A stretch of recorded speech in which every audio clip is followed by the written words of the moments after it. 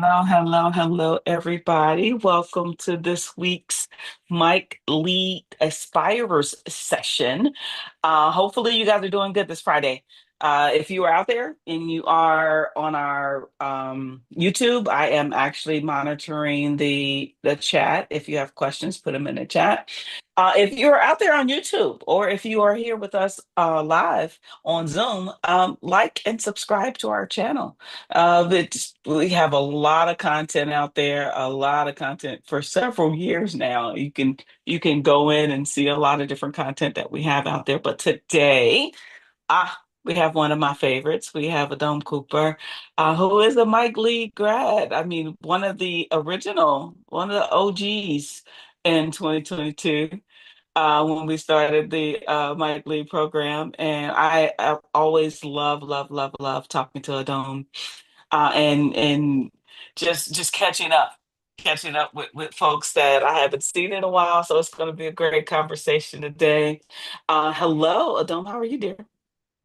I'm okay. I have to tell you. I took the last bit of my paternity leave in July. We traveled for a couple weeks and I was off the books. And this is my first week back. And I'm just like, oh, thank God it's Friday. You know, I enjoyed it too much. I almost didn't come back. So Yes. I actually talked to Christina this week, so I am aware of of the travel, but it's all good. It's all good. So it's great to be back. Great to have you back. It's a laid back conversation. Of course, Mike Lead Aspire sessions are those for those that are essentially trying to figure out what to do in cybersecurity, trying to figure out how do they make their mark, how do they fit in, and I have these conversations twice a month just to give hope for one, but to also just explain that cybersecurity is so much more than just being an incident response person or being in the soccer, doing all of that stuff. There's so many amazing things that are out there, and I want to get into that a little bit with you as much as you can share. But I always start this call with the same question, and I ask. But you have a unique story because you were trying to get into cyber before you actually made the transition. So tell us your origin story. Tell us who you are, how you ended up making that transition, and we could talk about the book as well if you want to throw that in there. yes, definitely. I'll give my little spiel. So my name's Adom Cooper. I tell people this all the time. You know, I'm an adventure and travel connoisseur. I'm an avid scuba diver and student of everything comic books and mythology. I've walked on all seven continents. I prefer dogs over cats. I'm a struggling golfer. My sports allegiance is rest with Cleveland. I'm wearing a Cleveland Guardian shirt. And Mary, this will upset you, but I'm also a University of Michigan grad, so go blue. Professionally, I'm a national security expert, lawyer by training, specializes in risk management and policy development with emerging technologies. And as you mentioned, I'm a published author. I publish a children's book, and I don't mind meals and solitude as long as I have a good book in hand. So, my story a little bit. I guess my cybersecurity journey kind of formally began back in the summer of 2008. So, I was an undergrad and I traveled with this program called World Teach. I don't think it's around anymore. It's very similar to the Peace Corps, where they send you to, a different part of the world than where you're from, and you have a capstone project. And so, being of African descent, I always wanted to go to the African continent. So this particular program sent me to Namibia. Geographically, it's right above South Africa. It used to be part of it until 1990. Country is still very young, and my job for my entire summer there was to teach these teachers at this village school how to use computers and the internet for the first time. And that was very eye-opening because, things like simple things like dragging and dropping and control alt delete, that was all very unfamiliar to them. So I kind of got hooked on how one, people get introduced to technology, but then on how it also kind of dictates human behavior. So that's kind of how I got involved in that.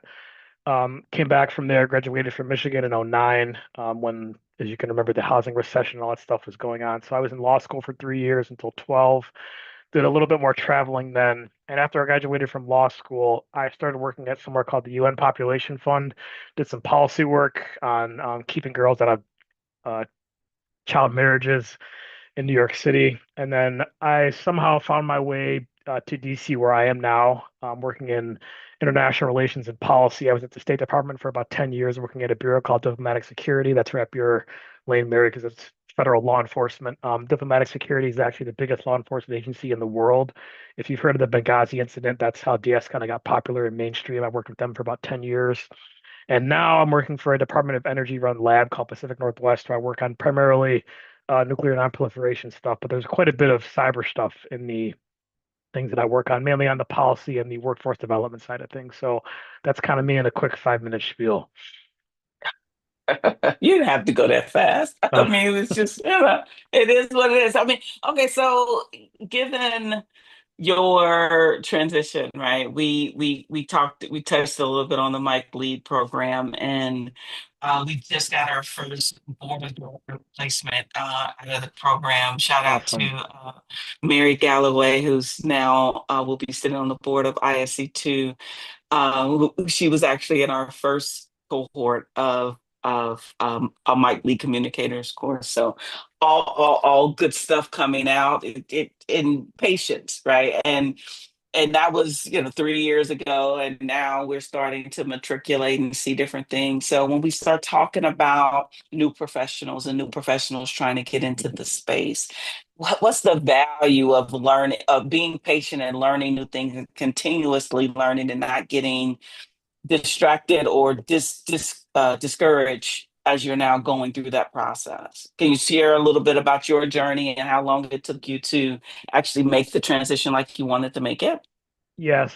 So this was probably in maybe around 2021, 2022, because I think of a shout out to Munish. He actually told me about the program that led me to this. So I had kind of been putting feelers out there with various folks because the space I was in was mainly physical security based, and I can't talk a whole lot about what I was doing, but it was mainly physical security based. And so when I was thinking about, the transition to cybersecurity, I kind of wanted something that I thought was going to, challenge me, but also grow with the industry itself. Because with cyber, it's expanded a lot. I know there are buzzwords now with AI and everything like that, but I was looking for a space where I could, one, learn and also be challenged at the same time. And so, in terms of my transition per se, I mean, I was looking at my network, talking to people about, okay, what skills do I have that are transferable to cybersecurity? And at first, I will be happy to admit this, I was pretty ignorant about kind of what was offered in cyber. I thought you kind of had to have a real hard technical background, had to know code, zeros and ones, and I'm a lawyer by training, so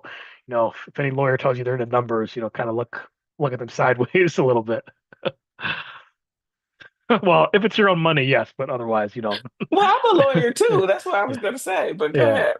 Yeah, so I was looking for something that would have, allow me to use my transferable skills. And what I learned very quickly was that, you know, cyber to me is kind of like healthcare, where, some people might think that healthcare, you have to be a physician or a doctor to actually get in the industry, but there's a lot of things like admins for a hospital, cybersecurity of the data of the patient, stuff like that, even the infrastructure of the physical buildings itself.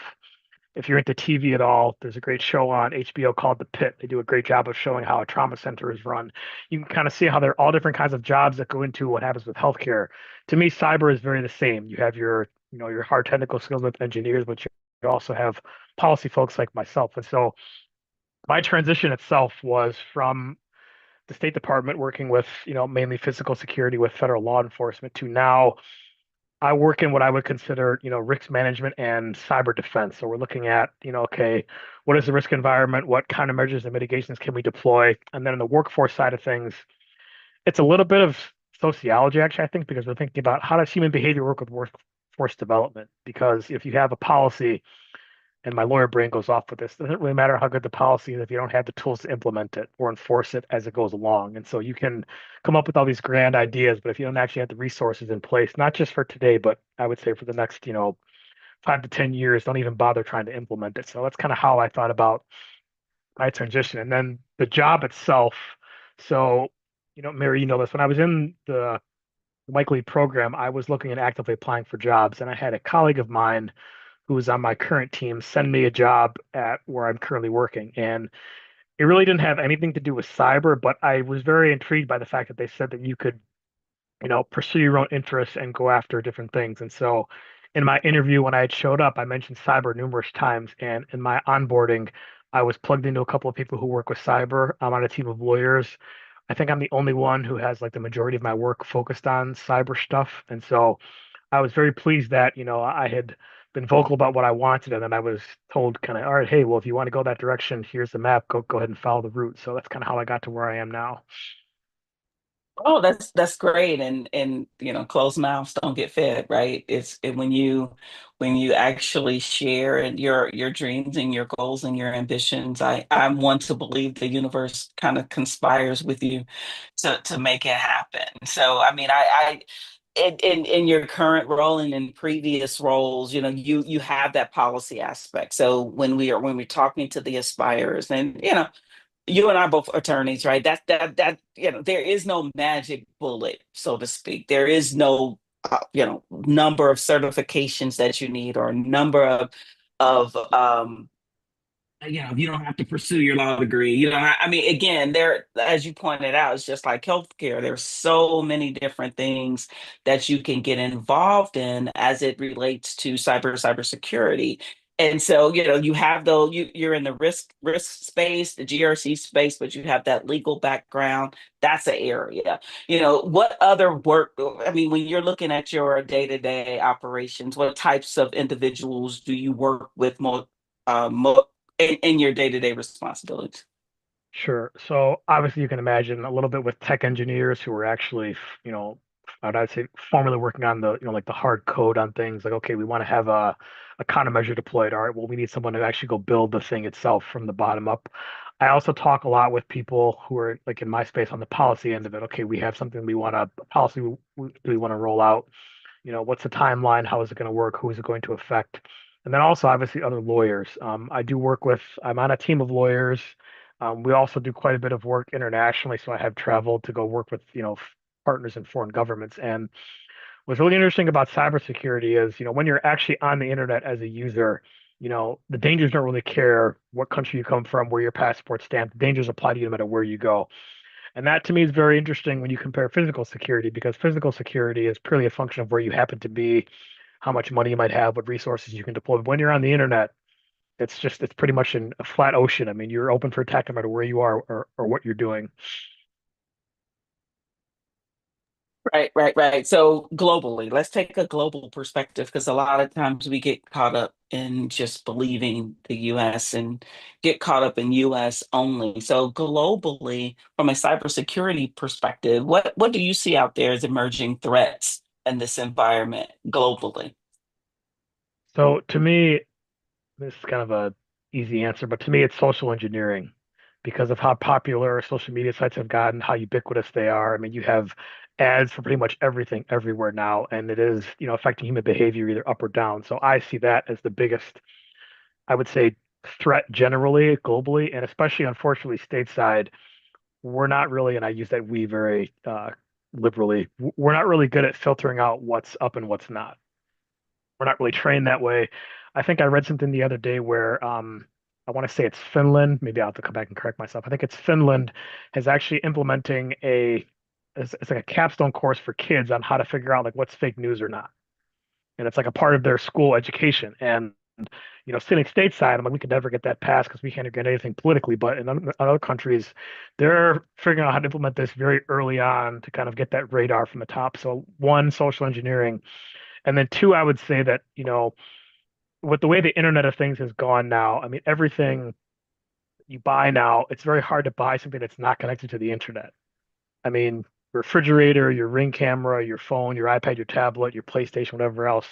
It's very hard to buy something new that's not connected to the internet. So to me, I view that as also a threat because, the more connected we are, that's just more vulnerabilities that can be exploited. And so when you talk about things like, zero-day exploits and all that stuff, I mean, the average internet user, I would say, is pretty ignorant to all the dangers and threats that are out there. So just bringing your general educational awareness up to a baseline, I think, is very important also globally. No, I'm about to be an empty nester. My daughter's about to go to college, and we were talking about AI, and I had this conversation earlier in regards to the use of AI and how there is no guardrails, right? Again, you talk about fake news, you talk about the ability to discern something, whether or not it's truth or fiction. The tools are out there, the technology always moves fast, but we're losing the critical thinking skills that you actually have to have in order to be successful, because you as a professional, right? Cybersecurity is a profession. You have to keep being curious, right? And I'm finding, to my dismay, and how I am a dome. I slap people around, and because just because, but it's the ability to think about it. 1 + 1 = 2, and deduce instead of being told. I think we are and continue to be um, outpaced globally because we're easily distracted and manipulated by social media. Right. And so we can go and go down this particular rabbit hole, not really understanding it's the algorithms that are Right. actually giving you, it's scouring everything and giving you, what it is that you think that you hover on, even if you just pause. And so understanding what the challenges are now when we're talking about the aspirers and those that are looking to get into the space, I think I and I try to talk to the apprentices and those that are getting in about, okay, so what do you really love to do? What are you really good at? I guarantee you there's a cyber aspect to that. And to be able to, discern and to think through what it is that you like to do and how those transferable skills transfer into the cybersecurity space. I think that collectively as an industry, we don't do a really good job talking about all the things that we can do, right? All the things that have a cyber component to it. You talk about social engineering globally being a problem. My viewpoint is a little bit different. I'm thinking about talent development, and the workforce strategies on when you have individuals that don't really understand what they're doing, and they're saying I want to be in cybersecurity, but they're coming into this space with this, what you pointed out earlier, ignorance as it relates to exactly what that really looks like. And so my issue, of course, is relying upon technology to answer a question for which you can only answer as an individual, right? You're an attorney, I'm an attorney, right? I was law enforcement. All the things that I've done and looked at it from a cybersecurity perspective, how does one, you know, what advice would you give someone, like I said, that is just sitting there like, okay, how do I get into this space? What do I need to do? What's your go-to? Does one or maybe two things you think that you really need to have, as opposed to skills that you would say you need to develop this and develop this fast as it relates to someone trying to get into this space? So the first thing I mentioned, and you already touched on this, is just I would say be insanely curious about what's happening around you. And that can be learning something that you may not be familiar with, or just getting a question answered that you may not be, knowledgeable with, because, you know, I kind of look at it like this. I mean, we're all born with our hardware, right? Our physical bodies, but our brains and our minds, that's the software. And so, there are plenty of people, unfortunately, in this country who refuse to update their software at their own peril, right? So that's kind of how I look at it. So you have to be curious and willing to upgrade your software, even if it challenges what you think and know there's true. I mean, as I mentioned, and you brought back up the fact that, when I was getting into this, I didn't really know much about what cybersecurity was. I just, okay, I'm interested in computers. I kind of want to see what's out there. I really didn't know exactly what everything was. And so, admitting to yourself that you don't know everything, I think is the first thing to do, in addition to being curious. And then the second thing I would say is it's kind of twofold. You have to be able to write well, and you have to be able to brief well, because I mean, I can't say this 100%, but 99.9 times out of 10, any job you go into, no matter what you're doing, hard skills, soft skills, you're probably going to have to write something, and you're probably going to have to explain the information to somebody orally, right? Those two things are pretty universal. So I think if you can practice those skills, no matter where they're going or what they're doing, when you come up with information maybe unfamiliar to you, at least you have the foundation to be able to write well and to brief well about those things. I think those are the two big things. So just to recap, be curious. And then the second thing would be able to write well and be able to brief well. And um don't he's saying, write well and not using AI to write for you. Um, Very true. because that's what's happening. Do you see that at all? So, As it relates to the use of the tools? you know what's funny? So, I gotta talk about this properly. So, and some of my legal work, it's non-proliferation, so it's looking at, nuclear, regulatory frameworks. And so sometimes a lot of our work is internationally focused. So sometimes we will be looking at laws in other countries, and believe it or not, not every country speaks English as their first language, so you have to go get the translations. And the machine translations, sometimes I don't even want to bother with them because they're so bad. You could be reading, a simple legal text and it could be popping out things, and I'm like, what the heck is like this is totally off. So yes, you do see that quite a bit. And then of course it takes time to go, hire a translator, get somebody who actually knows the language to look at it. That takes time, but I think the validity and veracity of what you're looking at, I think is worth taking a little bit of time, just take a time out to get it, because I think unfortunately our culture, especially in the so-called West, is so used to instant gratification. We're on our smartphones, we're used to clicking, getting our Amazon orders, our DoorDash, our weather, our news instantly. And, you know, I get it. It's easy to get sucked into how that should be applied to everything. But just because I type an answer in AI right away and the answer comes back, that does not mean that it's correct or it's accurate.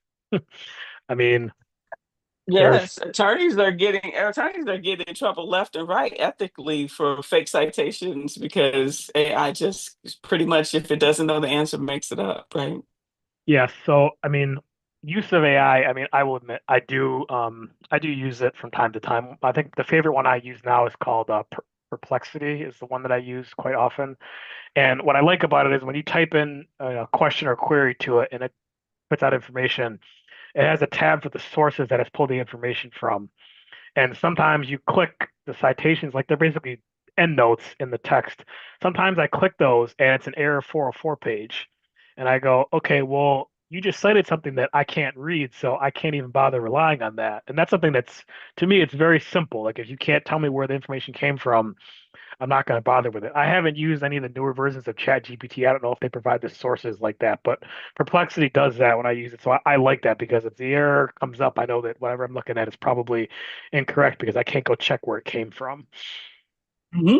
No, we have a chatbot, Oh Kylie. We yeah, have yeah. Ask Kai, that is it can be used. But my concern is us using it as a replacement for knowledge as opposed to an addition to, and getting back to near and dear to your heart, getting the kids and the youth, right? And so, you know, I was at the orientation for my daughter's school, and the parents were talking about use of AI in research papers and writing papers in college, and that kids were allowed to use AI, in high school. And now they were wondering whether what the university was doing about the use of AI. And I sit there and I'm a technologist. Listen, I can geek out with the best of them, but nothing takes the place of actual knowledge, right? Actually doing it yourself and researching it yourself. And I'm just sitting there and I'm like, you're handicapping our kids by allowing them to just, because ChatGPT and all that, they will write a paper for you, but it doesn't take the place of actually doing it yourself. And hiring managers on the talent side are sharing with me that during the interview, talent is using ChatGPT to answer questions that's being asked of them in an interview. And so I'm believing this is Miss Mary's opinion. It's making us dumber, even going back into the elementary ages, right? So where are we going to be from a workforce perspective? We're already behind. Our kids are already behind, really, when it comes to competing, because again, instant gratification. But it's like it's taken this whole, it's like, I mean, AI is not even that old and we're all hook, line, and sinker into it. Like, would you let your 5-year-old drive your car? So, or do they need a little bit more experience? So those are my concerns as far as our when I'm in workforce development, when we're looking at talent coming out into the pipeline, the reliance not necessarily the use, but the reliance on those tools can hinder from an education perspective. What are I your agree, and thoughts I do. there? I'm curious about, so your daughter, she's going into college. Is that what she said? The, so Mhm. I'm very curious because to me, I mean, yes, the reliance and usage is an issue, but I like to kind of take it a layer deeper. I mean, is the university doing anything about actually helping the students get a baseline of understanding what AI actually is? Because if you're gonna tell people, okay, you can use it, well, what exactly are you allowing use of? To me, that's a lot more important because if there's not a baseline of understanding, the reliance on it, I mean, I would be willing to bet there are a lot of students that actually understand that they're relying on it as much because they don't actually understand how the thing actually works and what it's actually doing.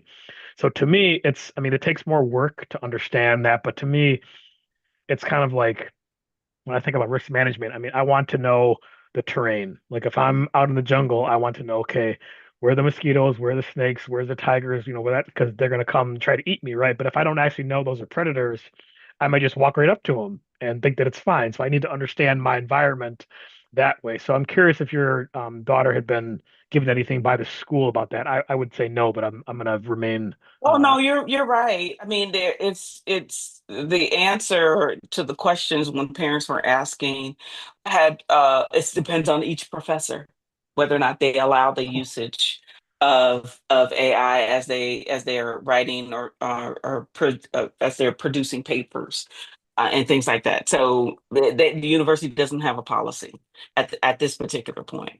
And I think there are a lot of universities that do not have policies in but the question would be taking it a step backwards. If the high school was allowing it, did the high school even know or given the students the understanding of what that is? So then now we have to go back into our K through 12 space to educate. Okay, what are you doing as opposed to just taking a summary? Because I mean, it's everywhere, right? And I get a text message and then AI wants to give me a summary of the text or the email, and I read the email. I'm like, that's not what it says. It's not what this is talking about. What are you talking about? So that reliance on for knowledge is my concern.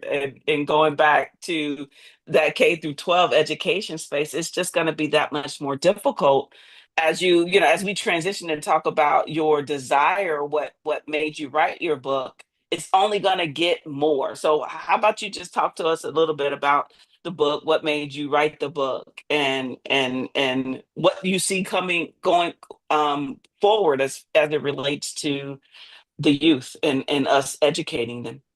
Yeah, so this was back during the pandemic. So this is maybe, I don't know, end of 20, beginning of 21. So I have a goddaughter and she was probably 5 or 6 at the time. And I hadn't seen her in a while because of the pandemic. So we were hanging out once and she just took my iPhone and was swiping away and doing stuff. And I had one of those like pause matrix moments where I was like, oh my God, like she got into my phone, knew exactly what she was doing, knew exactly where to go to find the games. Like who's talking to her about cybersecurity? And being Godfather, I was like, all right, let me see if I can go get her a book or something. And after visiting a couple bookstores and looking, there really wasn't any literature out there. And so I was like, all right, I guess I have to create this myself. So I did. It took me about a year and a half because I hired a private illustrator to help me write the book itself. But I decided that, and this has kind of come full circle now.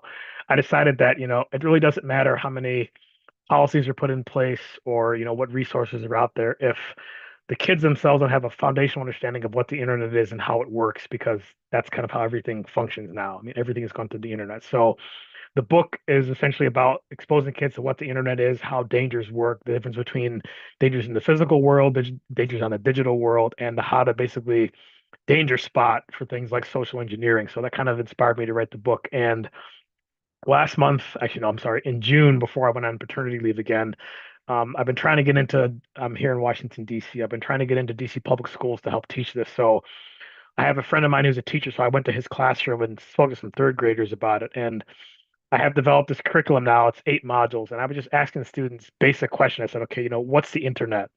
And the answers range from, oh, it's YouTube to, oh, it's my smartphone. And the analogy that I like to use is, think of the trees. The trunks are the servers. I mean, I'm sorry, the trunks are the networks, the roots are the servers, and the digital devices are the leaves. That's the analogy that I talk to the kids about this. And it was very interesting to kind of watch, literally, I could watch their brains turn when they were understanding it. But it was also a little scary because I could tell that no one had really spoken to them about the internet like this before. They had thought that the internet was, oh, it's my Xbox, how I play with my friends. And I said, no, the internet is a big network of computers talking to each other, and it's two-way traffic. You can upload or download and all that kind of stuff. And so I think it's important to just work on getting the most base level foundation understanding for everyone before we can even talk about these more complicated things. Because as we saw, I'll give you an example. I remember back when Mark Zuckerberg, the first time he had gone to Capitol Hill to testify about, it was called Facebook at the time, not Meta, about kind of their business model. And what always struck me is some of the questions our Congress people were asking him. They were asking him, so wait, you don't charge any money. How do you make money with this? They didn't understand ad revenue and how if the product is free, you're the product and stuff like that. And these are people making laws and our decisions spending, deciding how our tax dollars are being spent. And so if there's such a lack of understanding, to me, forget about crafting, laws and stuff. It's just about, all right, let's get everyone to the same level of understanding.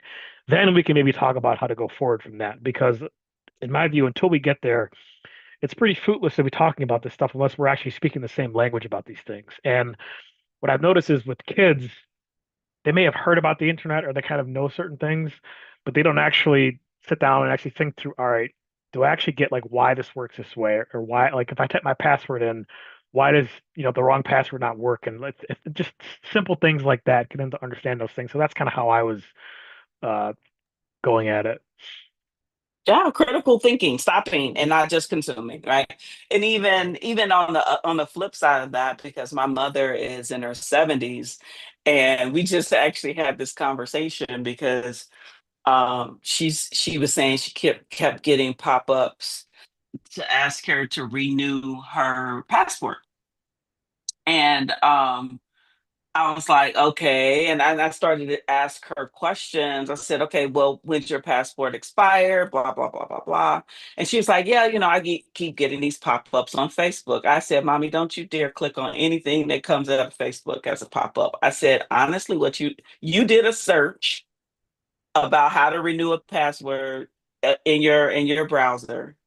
I said, and now Facebook can read your cookies, and that's what it's giving you because you did the search. I said, this is how this works, right? As you pointed out, you're the product. So the whole point is the click revenue, the ad revenue. You are the product. There's no, how do I want to say this now that I'm being recorded? There, you are the product.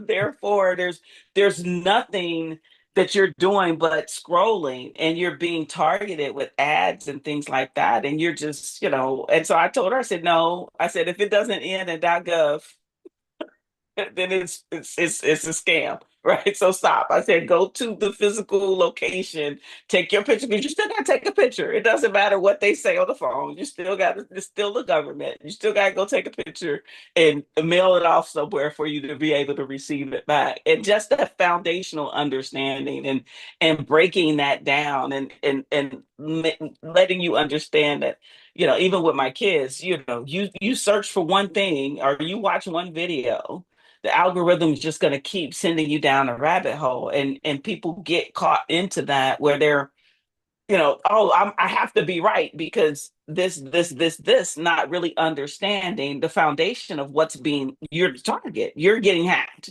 right? That's at its very core.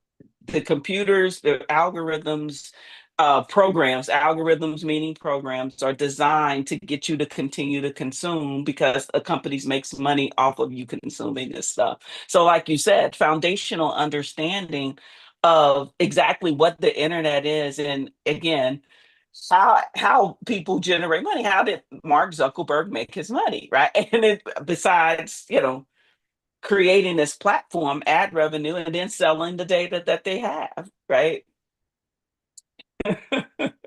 Very And true. It's people ask about a privacy law. What are your thoughts about a privacy law in the United States? Is it going to be viable? I know I have an opinion, but I would be curious to see if you think it's ever going to happen. no, No way. I mean, Okay, why? Why? Let's see if we have the pi- same accord here.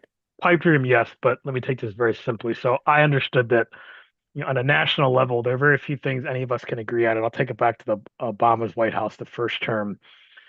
Michelle Obama had this campaign about, healthy meals in schools. And it was Mhm, about vegetables. I think it mhm, was called like Start Fresh or something like that. And mhm. half the country lost their minds about it, even though it's objectively true in science that you eat healthy meals like vegetables and stuff that's good for you. And people lost their minds. We couldn't agree on that. We can't agree on that fundamentally.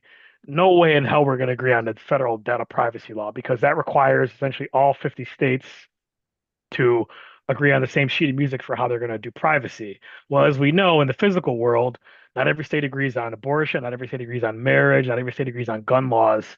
You're not going to have that on the internet. Now, I will say that I have been encouraged by the fact that I want to say California probably has the quote unquote best data privacy law, and a lot of other states are, I would say, copying it almost verbatim with that. So we kind of have this silent acquiescence to the fact that we don't have it, but we're still trying to get it anyway. But you look at other places, like obviously the kind of the golden child of this is in the EU with the GDPR, with all the stuff they have about, individual data protection. But when you talk about stateside, I don't see any way we're going to be able to agree on that. And part of the problem is going back to what I said about foundational understanding. I don't believe that enough people in Congress now actually understand what would need to go into that to actually protect, individuals' privacy online. So if they can't understand it, how can they craft a law that would even work? And then on top of that, how would you even put anything in place to actually implement it and make it sustainable if there's not an understanding there for it? So I just think that there are too many other issues that have shown me that there's no way that they would get this right. So no, I don't think so. I don't think so. And it's simply put what we just talked about. There are a lot of companies making a lot of money selling your data. To implement a privacy law puts the rights to your data in your own hands. And that means that companies that are selling your data today won't necessarily be able to sell it as and make that revenue that they do. And so there are whole companies that's all they do is sell your data. And so that's why it's too ingrained into what this country how we consume information now. So yeah, I agree with you. No, we can't agree on anything, but I think special interest because we are the product, right? We are a nation of consumers now, as opposed to intellects. So, yeah, that part. But getting back to individuals in this space, and of course, you went to law school. You're on the policy side. You're on the legal side. You know, Talk to me a little bit about your challenges. What's one of the challenges that you faced okay, specifically as a person of color, right? In growing your career as a leader in the space, what have been some of your challenges and how did you deal with them as opposed to giving people advice in regards to, yeah, you're going to face challenges, but what did you do about it? So talk to me, just pick an example of something that you've had to hunker down and get through, and how you decided to do that. So I would say the biggest thing that I've had to kind of reconcile with and struggle with, and I mean, it's not something that's ever going to really go away, but matching up what you know your worth is, what actually happens in reality, and that's with compensation level, job, and stuff like that. And so I will always tell people who look like us, remain, you know, not only insanely curious, but insanely skeptical of what you're being told at every turn. I mean, I don't want to it's hard for me to quote Ronald Reagan here, but trust but verify is what I would say with that whenever something happens. I mean, information comes to you, you know, don't go it alone. Check it with your friends, check it with people who you trust on things because, there are very few people on earth who actually have your best interest at heart. And I'll give you an example. So, when I was at the State Department, I was there for 10 years, so I had a couple of iterations of jobs. And when I was transitioning from the third job that I had to the fourth job, which was the last one I had, when I was there, I was kind of told, hey, we don't really do X, Y, and Z in this office. I know you've done that before, but we don't do that here. And I'd heard that a couple of times. And, I'm a skeptical person. So I started poking around with, okay, if that's the case, my lawyer brain was going, all right, where can I read this policy? Where can where's this actually codified? I couldn't get an answer. And eventually I went to my direct supervisor. I said, okay, I've heard about this thing. Several people have told me this is the case, but where is this written down? Because, if this is not written down, it basically means that this is someone's subjective personality that they want to implement something. What can I do about this? And in so many words, I was essentially told not to rock the boat and not to, push anyone's buttons or whatever the case may be. But what I decided to do is just start documenting everything that I saw and everything that I experienced, obviously with, a certain level of, discretion on things. And so, macro, my advice to anyone is if you're in a situation like I am where you're told one thing and something else happens, do not be afraid to become the most aggressive note taker on earth because it never hurts to have receipts. You don't know when you're going to need them. You don't know when they might come in handy. And if they don't, I mean, it's probably a good thing at the end of the day if you don't need to have to bring them up. But, always having receipts is very, very important. And so, without going too much into detail of the situation, I kept some receipts and, people rotate in and out in the State Department like every 2 years because people are traveling. So I had a new person rotate in and they heard about this, completely blew it up. The program, the thing that I was dealing with didn't happen anymore. And I was asked, do you have any knowledge about this? And I said, yes, I have some information, some examples of this.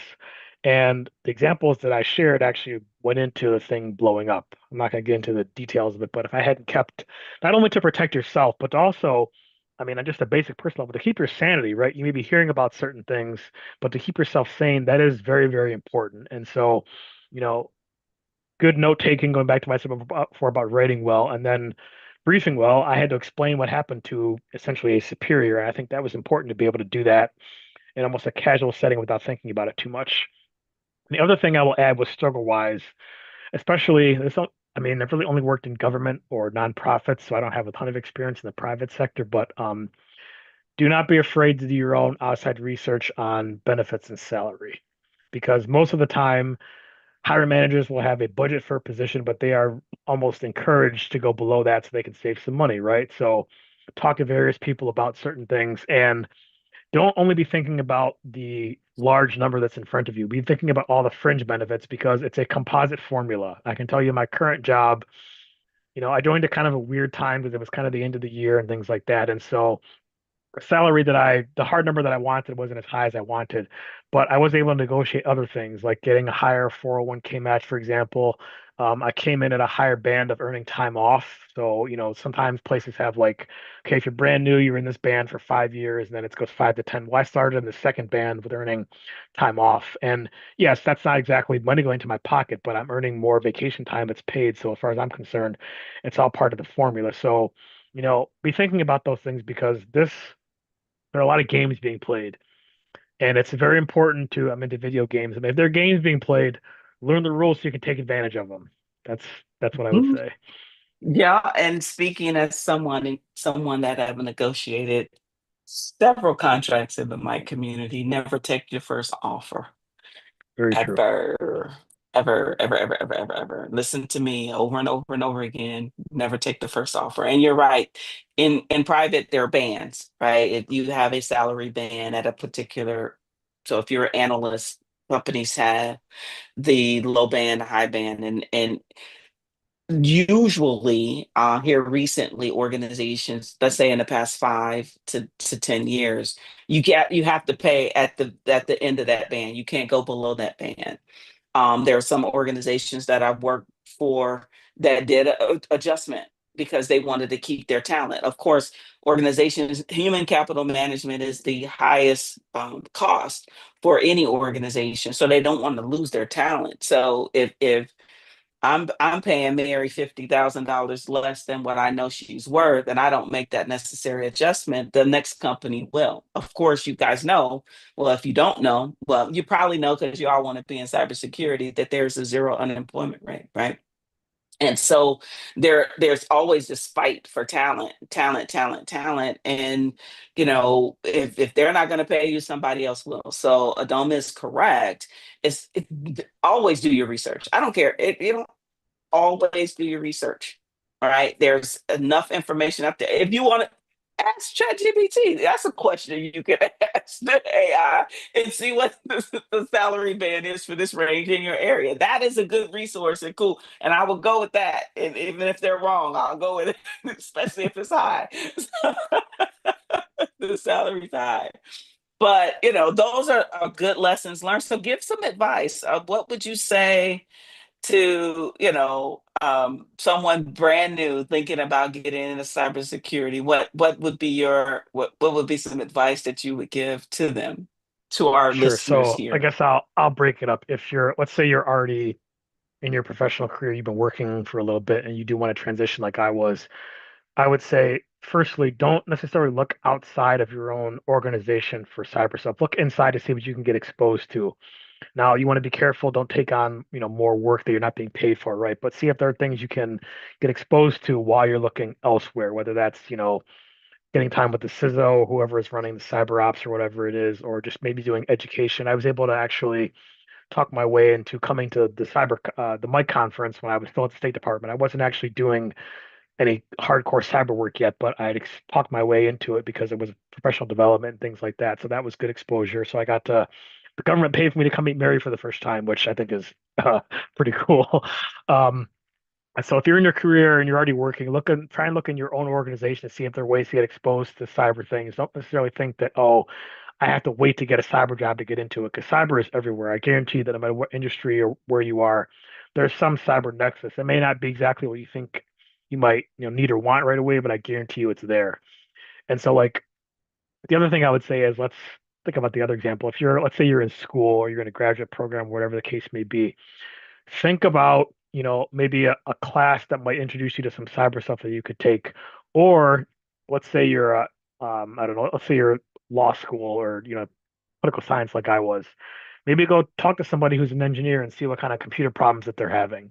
And maybe you can figure out, some things like that. Because what I've learned in the years I've been working with cyber now, especially after publishing my book, is this stuff is everywhere. We just haven't realized it yet. I mean, there's very few things that you do that are not connected to, cybersecurity, information technology, risk management, like I'm talking about, that deals with, budgeting and everything like that. Who's going to do what, where the resources are coming from. So if you're looking to get into cybersecurity, I mean, don't think about it as this small, computer space. There's a lot of other things that come along with it. And quite frankly, that's the way it should be, because when you were working at a company or even you have your personal data, there are many ways you could be attacked.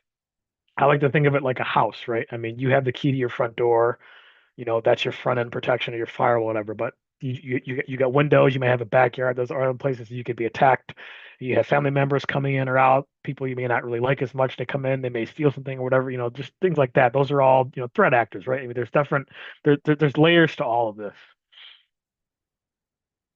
Yeah, absolutely, absolutely. No, that's funny. People coming in, and I, of course, we teach the apprentices, and I actually just got finished with our chapter that we're going to be going over Sunday about um authentication. So that was poignant right there as far as the threat actors and things like that. But no, okay. So we have about 10 minutes left. If anybody has any questions, let me check the YouTube. There's nobody out there asking questions. If you have any questions here, please feel free to type them in the chat.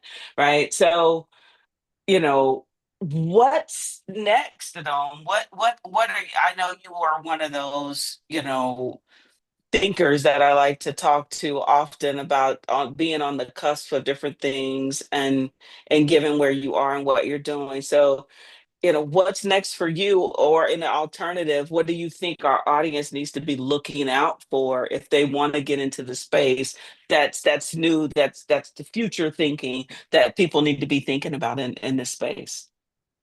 So I will happily plead ignorance to this. I think, quantum computing, I think, is something we really need to start understanding, because I don't know a lot about it, but from the things that I've heard and how I see things, that's going to really play a big role in every industry going forward, because more companies that take their businesses online and automate things, that's just more data to be processed. Where is it going? Who's processing it? Who owns it? Especially it's going across, trans-country boundaries and all that kind of stuff. To me, being able to understand that, and I need to do my own kind of reading up on this, being able to understand that, I think is very, very important, especially as we see things. like, climate change getting worse and fight over resources. This, computer age that we're in right now, the dangers are only multiplying, and you have to know how to protect yourself. In order to do that, you have to be able to identify the danger. I mean, I talked earlier about knowing the terrain. If you can't identify your environment, what's a threat and what's not, and be able to do that continuously, you're kind of SOL, right? And so that's where I see things going forward. Now, for me personally, things are a little weird at the moment because I became a father about 10 months ago, so I've had my kind of brain shift a little bit on obviously what is important. But I mean, I have this my wife and I have this new human to take care of, and so I'm thinking about like she's almost walking now, and it's interesting to watch her like navigate what's like it's actually just kind of like threat detection. What's a threat or not? I mean, she's like the lady on the ledge now. Where like she'll be up against the wall and she'll like move over and like, oh, that's probably too high. I can't get there. So for me, professionally, I mean, I'll be honest, I'm just kind of keeping things on an even keel, a little bit of coasting at the moment, just keeping my work where it is because we're trying to be present as a father. But yeah, I kind of want to understand how quantum computing and just get more deeper understanding on how generative AI is going to affect all of us because you can see things like I'm a big movie fan, and Hollywood is obviously going through kind of a reckoning with AI because you have these computers that can essentially create movies on their own with all these images and stuff. And so, what does that mean for licenses? I have a family friend of mine who just bought a new car and it's electric, and he said, it's self-driving. And my lawyer brain was kind of like, okay, you need a new insurance policy that protects you from accidents if the car is self-driving. And his face kind of dropped. He said, I didn't even think about that. And I was like, well, I mean, it's probably early enough in the game where it's not, but at some point, I guarantee you insurance policies are going to have some kind of language, either, putting you as a human completely on the hook for anything your car does, or you might pay for a level of coverage that basically indemnifies you if, the self-driving car causes an accident. Because if you have a human behind the wheel and they're not driving the car, I'm going a little bit lawyer here.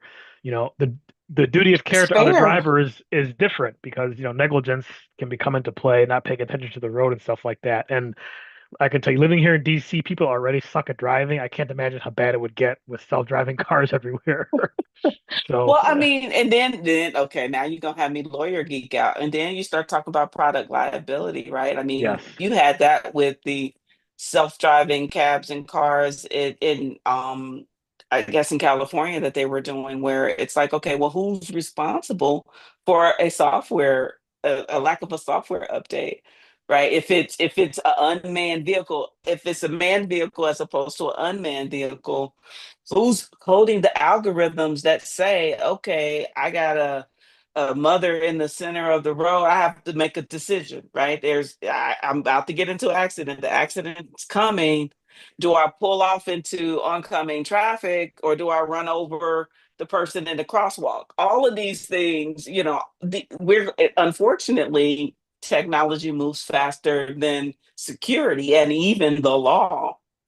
So it becomes who is liable at that particular point. And, the Internet of Things, the self-driving feature, all of these things that are going to continue to go. Like, and I don't know if it was true or not, that I probably won't even say it, but then you start thinking about AI and you start thinking about asking questions, and you can go into Copilot and ask questions about where this particular data resides. And if you don't put the guardrails from a security perspective around Joe Schmo average user just going into a Copilot and saying, go find all the social security numbers. And then if you don't put any guardrails from a security perspective, um, um, up, if you don't put any guardrails in place from a security perspective and that happens, then there becomes a liability issue for the company because that's a breach, right? And so we haven't even touch the surface of all the things that the laws are going to have to be looked at from a different perspective just based on the things that we're doing right now.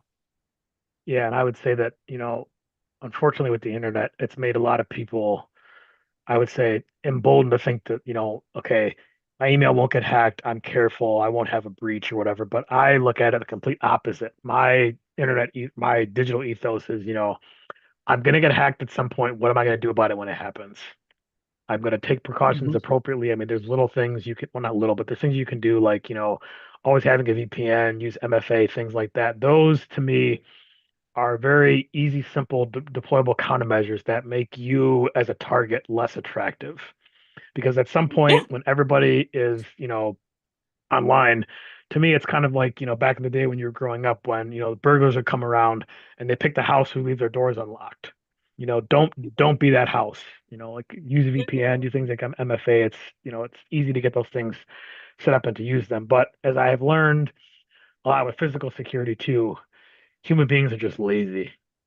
And I mean, as much as Even we with want to fight that, passwords, yeah. come Yes. on. Well, yeah, the 1, 2, 3, yeah, you're right. Yeah, we're just lazy. So I mean, it's hard to accept that reality, but that is reality, and we have to deal with it.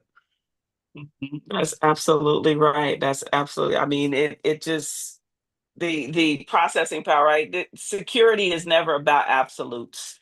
And nobody can be 100% secure. It's literally about being better than the person next to you, right? And we start talking about different threats, and it literally is about doing just enough or doing more than the vulnerability, right, that is there for everybody. But if I patch it, then they're going to go after everybody else because I'm harder to get to or whatever. So that's all security is, whether it's physical security or cybersecurity. It's just being better than somebody else and not being the low hanging fruit. So No, Adom, thank you. you're making me Oh, think go of ahead.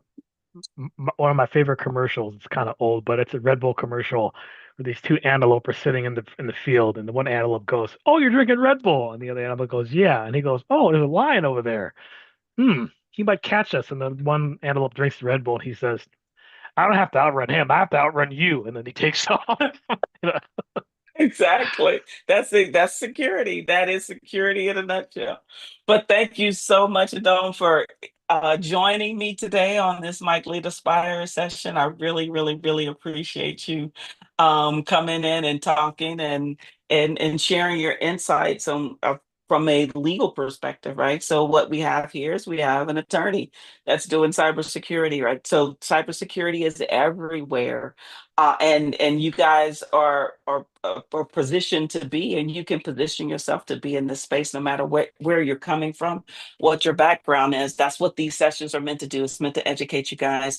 So thank you so much, Adom. I appreciate you. We will. Okay, I'm gonna say it even though I haven't officially said it. I'll see you next March for the Mike Yeah, conference, I learned right? my I lesson. haven't. Yes. I haven't announced it yet, but I have now been, I've now been recorded saying. So we'll definitely see you hopefully in 3D next March. But thank you guys for joining us this Friday evening, and we'll see you again next time. You have a good night. Thanks for having me. Have a good Friday. All right, bye bye.